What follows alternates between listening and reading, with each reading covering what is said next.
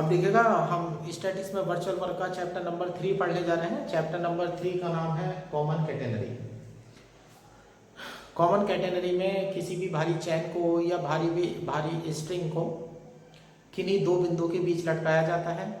वो दोनों बिंदु एक ही वर्टिकल लाइन यानी कि एक ही ऊर्ध्वाधर रेखा में नहीं होने चाहिए। तो जिस तरह से ये आप शेप देख रहे हैं ACB, ये शेप देख रहे हैं, ये कैटेनरी की शेप है। तो यानी कि कैटेनरी की शेप जो होती है वो पैराबोला जैसी होती है। तो अब हमें अपने चैप्टर के क्वेश्चन करने के लिए आर्टिकल यानी कि फार्मूलों की जरूरत पड़ेगी। जितने भी आर्टिकल हैं सबकी थ्योरी एक है, सबका डायग्राम एक है ना। और सबसे पहले मैं आर्टिकल करा रहा हूँ आपको 3.4, 3.3 एंड 3.4 ये आर्टिकल करा रहा हूँ। अब डायग्राम आप सामने दे रखेंगे। ये मेरी एक्स एक्सिस हो गई है, ये मेरी वाई एक्सिस हो गई है यहाँ पर। और ये एक बात ध्यान रखने ला, इस पूरे चैप्टर में जहाँ पर इस पूरे चैप्टर में एक टर्म चलेगी स्मॉल w। तो इस पूरे चैप्टर में स्मॉल w एकांक लंबाई का भार होगा चैन या स्ट्रिंग का, जो भी आपको दे रखी है। चैन दे रखी है, स्ट्रिंग दे रखी है, तो उसकी जो लंबाई का एकांक लंबाई का भार होगा वो स्मॉल w होगा। और जितनी लंबाई का आपको वेट निकालना होगा उससे हम मल्टीप्लाई कर देंगे, है ना। स्टैटिक्स पढ़ रहे हैं तो साम्य अवस्था तो होगी। अब यहाँ पोजीशन देखिएगा, ये दो बिंदु है A और B। A और B दो बिंदुओं के बीच में हमने एक चैन लटका दी है।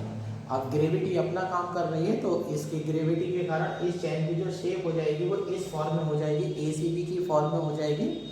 और C जो होगा इसका लोएस्ट पॉइंट होगा। और ध्यान रखना C को वर्टेक्स कहते हैं। अभी जो टर्म होती है इसमें वो टर्म मैं अभी एक्सप्लेन करूंगा आर्टिकल के बाद। अभी आर्टिकल की थोड़ी सी थ्योरी लिख देते हैं। चैन का नाम ACB है। एक चैन है जो A और B दो बिंदुओं के बीच में लटक रही है। Let AB is a uniform chain let, बल्कि ऐसे लिखिएगा, लेट ए चैन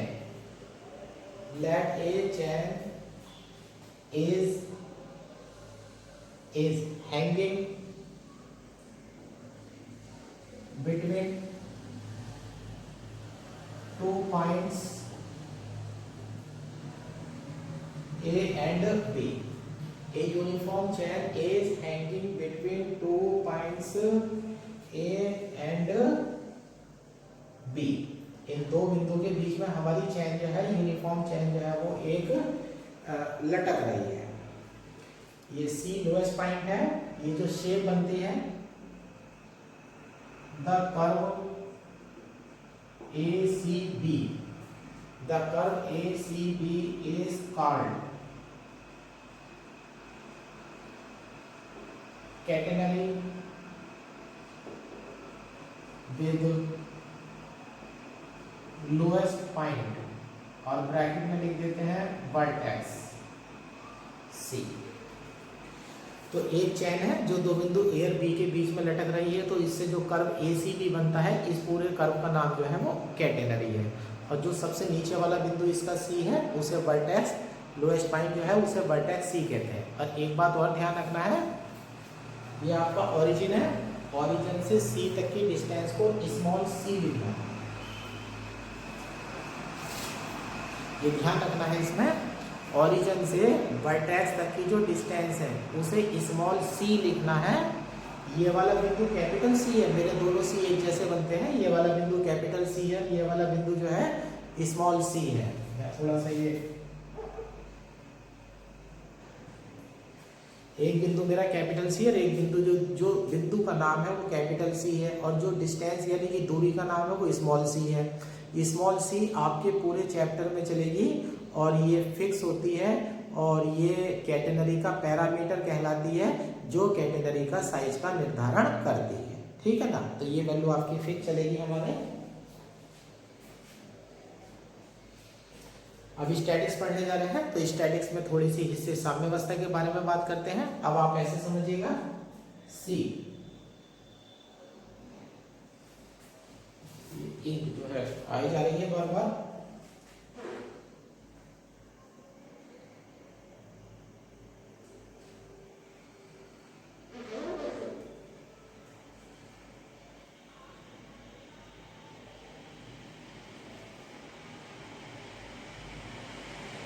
ये बिंदु ले लीजिएगा P। यहाँ पर आपने बिंदु P लिया है,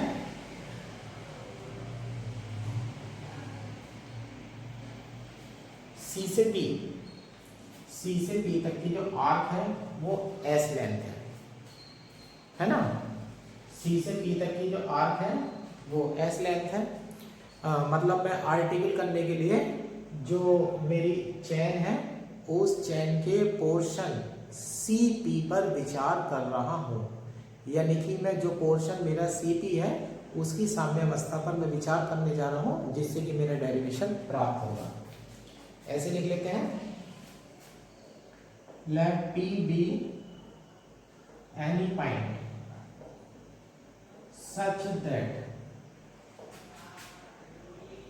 arc CP equal to S। Category पर कोई बिंदु P है और इस तरह से है कि चाप CP की जो लंबाई है वो स्मॉल s है ना। अब इसकी साम्यावस्था पर विचार करेंगे और ये देख लीजिएगा, अब यहाँ से देख लीजिएगा। अब आपको साम्यावस्था किस तरह से दिखानी है। जो बिंदु C है वहाँ पर हॉरिजेंटल टेंशन लेनी है जिसे रिप्रेजेंट करना है T0 से, और हॉरिजेंटल टेंशन कभी भी चेंज नहीं होती है। ये देखिएगा,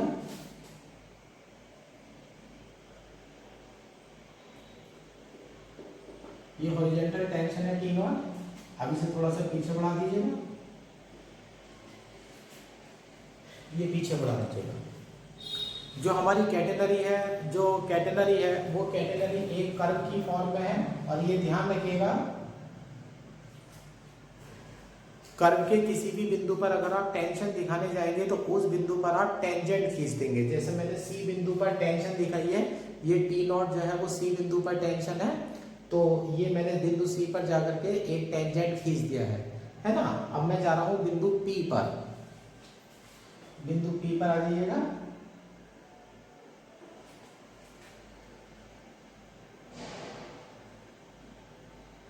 ये बिंदु P पे है। अब बिंदु P पर मैं टेंशन दिखाने जा रहा हूं।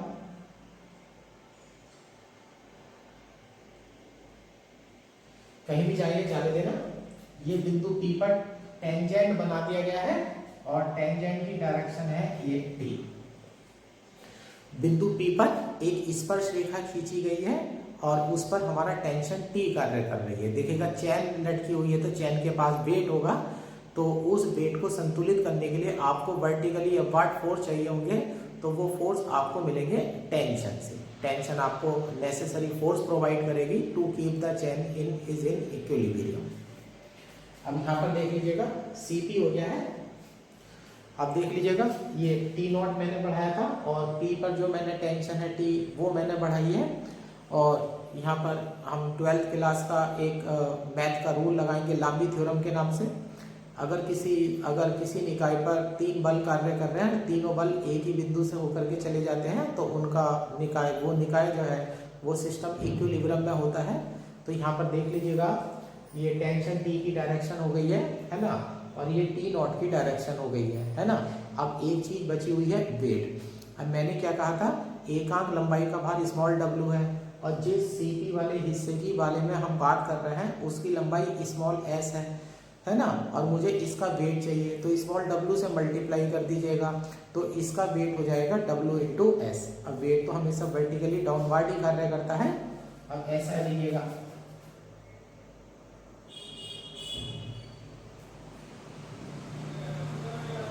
किसी बिंदु से जाता है, ये वेट हो गया WS है ना। अब ये लिखिएगा let P be any point such that arc CP equal to S। और एक चीज और देख लीजिएगा, P के कोऑर्डिनेट इंटीग्रल फॉर्म में अगर आप जाएंगे तो आपके S कॉमा साई हो जाएंगे। S तो आप अपने सामने देख ही रहे हैं, और ये एंगल हो जाएगा आपका साई। और अगर आप कार्टेशियन में जाते हैं तो इसके कोऑर्डिनेट x, y हो जाएंगे। अब ये ध्यान रख लीजिएगा, जैसे कैटेनरी का आप क्वेश्चन करेंगे ना, तो कैटेनरी में बार बार आपको s की वैल्यू रखनी पड़ेगी। दोबारा बता देता हूँ, कैटेनरी में बार बार s की वैल्यू रखनी पड़ेगी। कैटेनरी के हर क्वेश्चन में s यही वर्टेक्स C से नापा जाएगा। कहाँ से? वर्टेक्स C से। तो वर्टेक्स सी के अलावा कहीं से आप एस गलती से भी मत नाप लेना, बस इसी का ही खेल चलेगा पूरी कैटेगरी में। अब ऐसे ले लेते हैं, अब ये है, अब इक्विलिब्रियम के बारे में बात कर रहे हैं। The portion CP of chain is in equilibrium under the following forces। Under the following forces, in forces के कारण जो मेरा सिस्टम है वो इक्विलिब्रियम में है। अब उनका हम जिक्र जो है वो करने जा रहे हैं। जिक्र कर दीजिएगा। नंबर 1, वेट का जिक्र कर दीजिएगा। The weight WS of portion CP acting at midpoint vertically downward। CP वाला हिस्सा है, तो सीपी वाला जो हिस्सा है उसका वेट उसके मध्य बिंदु पर कार्य करेगा, क्योंकि वही सेंटर ऑफ ग्रेविटी हो जाएगी। Number 2, horizontal tension T not at C eight vertex कह देते हैं, vertex C। Horizontal T not काम कर रही है वर्टेक्स C पर। अब T का जिक्र कर देते हैं। Number 3, the tension T at P along the tangent at P। और बिंदु P पर टेंशन T कार्य कर रही है, जो स्पर्श बिंदु P पर खींची गई स्पर्श रेखा के अनुदिश है। ठीक है ना। अब ये हमारी टेंजेंट एट P हो जाता है। अब उसके बाद हम बलों का वियोजन करने वाले हैं। Resolving the forces horizontally, resolving the forces in horizontal and vertical direction. जो बल हैं उन्हें हॉरिजॉन्टल और वर्टिकल डायरेक्शन में वियोजित कर दीजिएगा। देखिएगा T है और यहाँ बनने वाला एंगल साई है। अब ध्यान से देखिएगा, इधर T है, ये साई है, तो इधर कंपोनेंट हो जाएगा T cos साई, इधर हो जाएगा T sin साई। अब डायग्राम के अकॉर्डिंग देखिएगा, T sin साई ऊपर की तरफ है, WS नीचे की तरफ है, तो इक्विलिब्रियम के लिए दोनों बराबर होने चाहिए। तो ये आ जाता है आपका T sin psi equal to WS, equation number 1। ये भी फार्मूला है। अब इधर देख लीजिएगा, T cos sine right hand side में जा रहा है और यहाँ देखिएगा T नॉट लेफ्ट में जा रहा है। T cos sine equal to T naught, equation number 2। सही है। इक्वेशन नंबर 2 भी फार्मूला है। फार्मूलों पर ढेर लग जाएगा, इसमें 11-12 फार्मूले हैं टोटल मिला करके। T sine sine equal to WS हो गया है और T cos sine equal to हो गया है आपका T नॉट। ठीक है ना, ये हो जाता है। चूंकि T naught is equal to WC, T naught is equal to क्या है WC, ये भी आपका फार्मूला है, ये फिक्स है। T cos sine equal to T naught और T naught is equal to WC आप कभी भी यूज कर सकते हैं। T naught is equal to WC where W is weight of per unit length and C is parameter of क्या कह रहे हैं, डब्ल्यू जो है वो हमारा एकांक लंबाई का भार है और सी जो है हमारा कैटेनरी का पैरामीटर है। अब डब्ल्यू नॉट की वैल्यू यहाँ रख देते हैं, टी नॉट की वैल्यू बाई इक्वेशन 2, तो T cos sine is equal to W C. Equation number 3 तैयार हो जाती है, डिवाइड कर दीजिएगा इक्वेशन नंबर 3 को इक्वेशन नंबर 1 से डिवाइड कर दीजिएगा उल्टा, इक्वेशन नंबर 1 को इक्वेशन नंबर 3 से डिवाइड कर दीजिएगा, टेन साई आ जाएगा, tan psi is equal to बन जाएगा एस अपॉन सी, और S is equal to C tan psi. ये आपका पहला रिजल्ट तैयार हो गया है जो आर्टिकल का नंबर 3.3 है, ये आर्टिकल तैयार हो गया है। ये आ गया है आपका इंट्रिंसिक इक्वेशन ऑफ कैटेनरी। तो आगे का कोई भी हेडिंग अगर होगा तो सबसे पहले इतना काम तो आपको करना ही करना होगा। ये इंट्रिंसिक इक्वेशन ऑफ कैटेनरी आ चुकी है। अब मैं आगे वाला इक्वेशन निकालने चलता हूँ। अब मैं कार्टेशियन इक्वेशन लेने जा रहा हूँ। यहाँ मैं थोड़ा सा मिटा देता हूँ।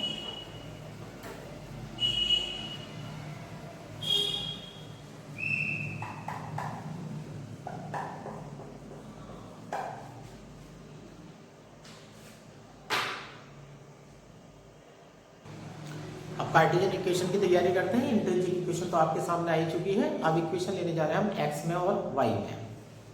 S is equal to tan psi आ चुका है, चूंकि tan psi is equal to BSc part one का फार्मूला हो जाएगा D Y upon D X. Tan psi तो यहाँ से हो जाएगा, इसको imply S is equal to C और टेन साई का D Y upon D S हो जाएगा। अब यहाँ से डिफरेंशिएशन कर देंगे, differentiation with respect to S, तो ये हो जाएगा D S upon D S D X और C D two Y upon D X square. ध्यान रखना सी जो है वो कांस्टेंट वैल्यू है, सी का डिफरेंशिएशन नहीं कर सकते आप। डी एस है, B S C part one का रूल लगा दीजिएगा, साइन ये डी एस ये dx और ये dy। अब यहाँ से dx की वैल्यू जो आएगी वो पाइथागोरस से आ जाएगी, तो ये हो जाएगा under root dx square plus dy square upon dx is equal to c d2y upon dx square. अब यहाँ से हो जाएगा under root 1 plus dy upon dx का whole square is equal to c d2y upon dx square. अब मैं इसका integration करने वाला हूं।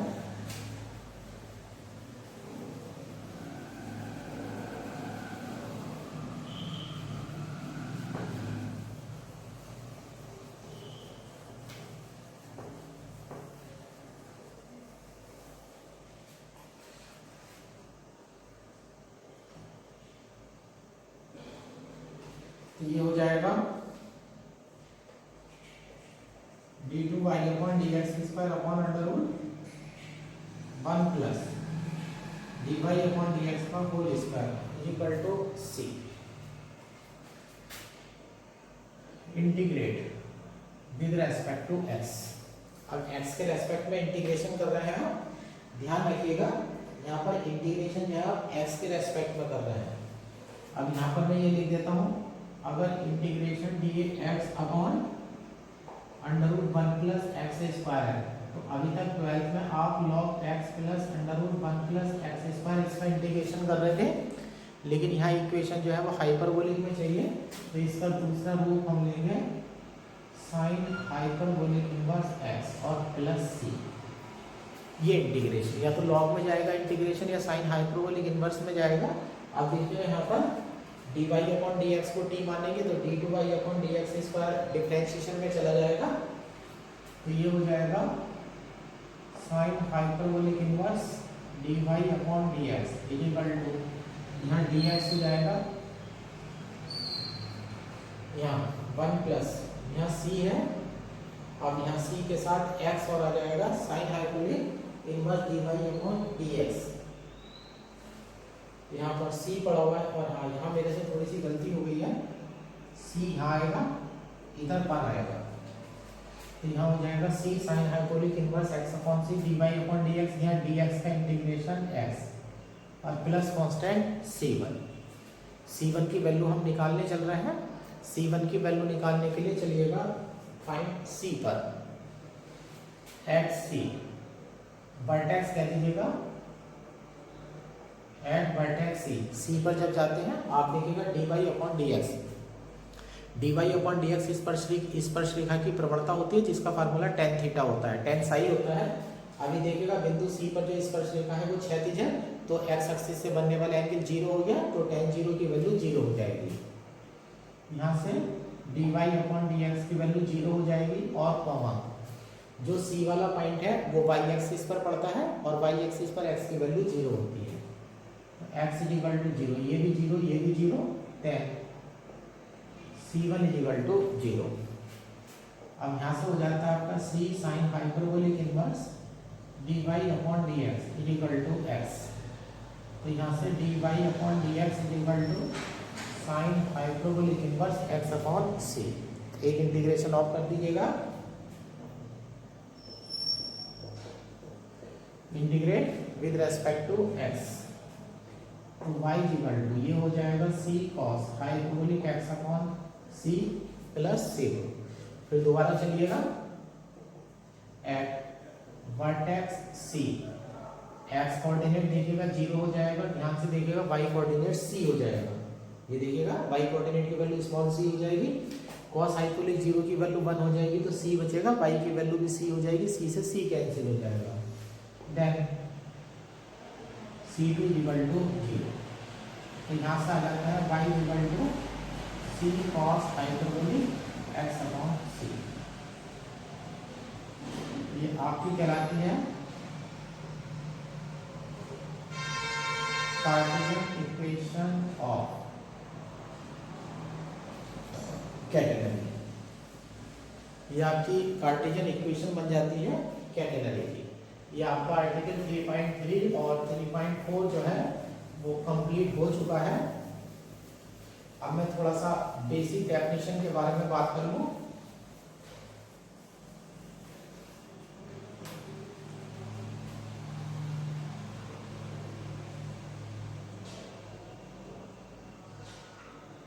बेसिक डेफिनेशन, ये डायग्राम में फिर दोबारा से बना देता हूं। Origin X axis Y axis A B C small C, इस बिंदु का नाम दे दीजिएगा डी। अब यहाँ पर दे दीजिएगा, है ना। अब यहाँ पर कुछ बेसिक डेफिनेशन के बारे में मैं बात कर लेता हूँ। जो है lowest point C is called vertex, इसे आपको वर्टेक्स कहना है।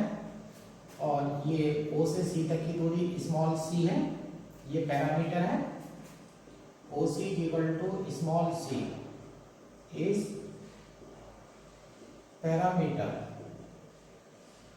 ऑफ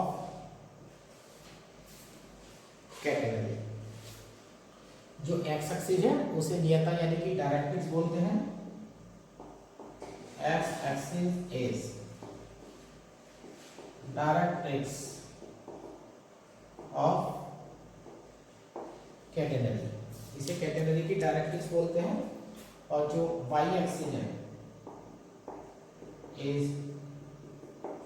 एक्सिस और लाइन ऑफ सिमेट्री।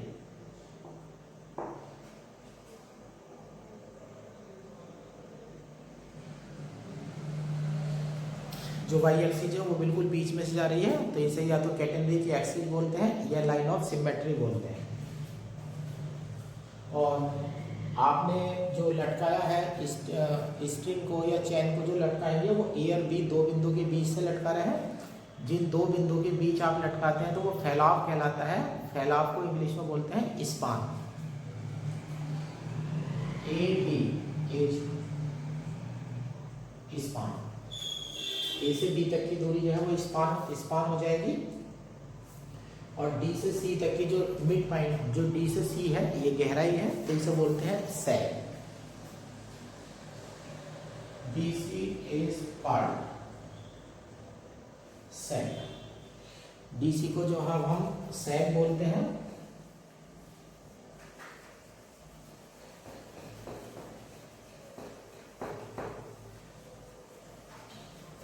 ये कैटेगरी से रिलेटेड जितने भी नाम होते हैं वो नाम आपको बताए जा चुके हैं। अब एक तरह से मैं समरी में आ जाता हूँ। ये होमवर्क में दे रहा हूँ 3.6 होमवर्क। जो 3.6 वाला आर्टिकल है वो आपका होमवर्क में चला जाएगा। इसमें सबका डायग्राम वही होगा जो अभी आर्टिकल में बनवाया गया है। इसमें 4-5 फार्मूले होंगे। उन फार्मूले 2 या 3 लाइन के फार्मूले हैं, उन फार्मूले को तैयार कर लीजिएगा। और अब मैं सारे फार्मूले की लिस्ट एक साथ आपको दे देता हूं, जिससे आपको इधर उधर ना देखना पड़े।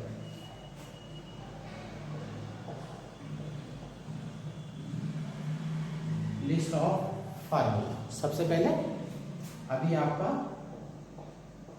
T sin psi = WS आया। ये सारे फार्मूले इकट्ठे करने जा रहा हूं मैं। दूसरा T cos psi = T0 = WC था, जो पहले वाले आर्टिकल में आया था। तीसरा S = C tan psi आ गया था, ये आपकी इंटीग्रल इक्वेशन हो गई थी।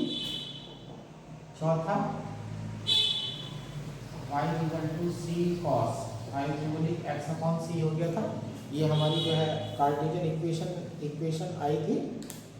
और अब जो फार्मूले मैंने होमवर्क में दिए हैं उन्हें भी लिस्ट दे देता हूँ मैं।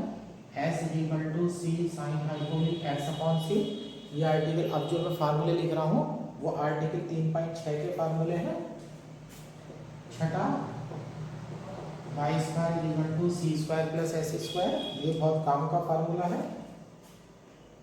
सातवां y = c sec psi। आठवां = wy। नवा S = c log sec psi plus tan psi। Base E S = c log sec psi tan psi। T = wb। ये फार्मूले आपके तैयार हो गए हैं। अब देखिएगा इस तरह से जो आपका कैटेनरी वाला चैप्टर शुरू करा है, उस कैटेनरी वाले चैप्टर में आपके ये 9 फार्मूले हैं। इन 9 फार्मूलों को तैयार कर लीजिएगा और आर्टिकल को जरा 2 बार समझ लीजिएगा ढंग से, क्योंकि जिस तरह से हमने आर्टिकल करा है उस आर्टिकल के लिए अब हमें जो क्वेश्चन करने होंगे तो उनमें जो है हमें फार्मूले की जरूरत पड़ेगी।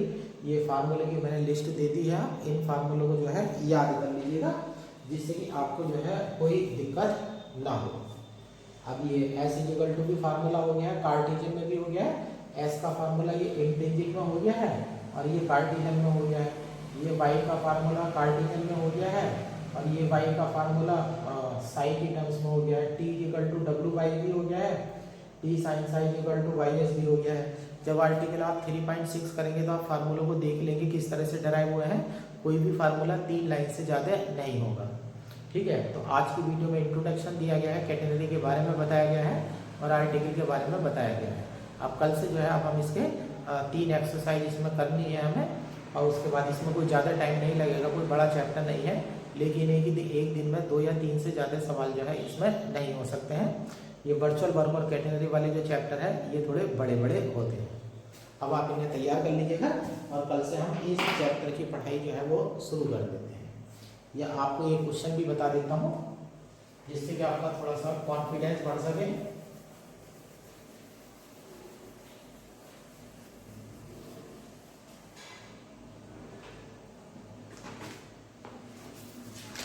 ये है एक्सरसाइज 3A, पहला क्वेश्चन। ये 2016 में आया था, 2013 में आया था, 2010 में आया था। देखना कितना छोटा सा क्वेश्चन है। Let T be the tension at any point P of the category. Category के किसी बिंदु पी पर टेंशन टी है and T naught that at the lowest point, और सबसे लोएस्ट बिंदु सी पर टेंशन टी नॉट है। Prove that T square minus T not square is equal to W square, W being the weight of arc of C P of category. Arc C P जो है उसकी category का wait जो है capital W है। अब देखिए question किस तरह से होते हैं। सबसे पहले हम कैटेनरी बना लेते हैं।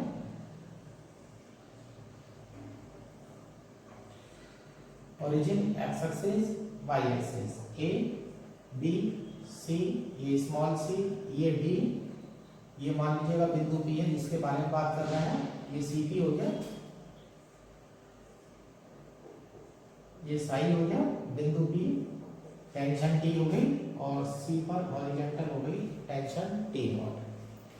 अब देखिएगा डायग्राम एक जैसे हैं। इस चैप्टर की अच्छी बात, जैसे वर्चुअल वर्क में डायग्राम अलग अलग तरीके के बन रहे थे, इस चैप्टर में सबसे अच्छी बात होगी कि सारे डायग्राम जो है वो बिल्कुल एक जैसे बनेंगे। अब एक लाइन ऐसे लिख देते हैं,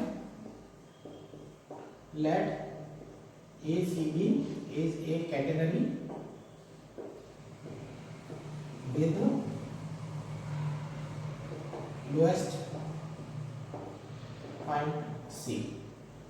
सबसे नीचे वाला जो बिंदु है वो सी है, टी का जिक्र कर रखा है, लिखने की कोई जरूरत नहीं है, बिंदु पी पर उसने टेंजेंट टी दे रखा है, सी पी का जिक्र कर दीजिएगा। Let R C P equal to S.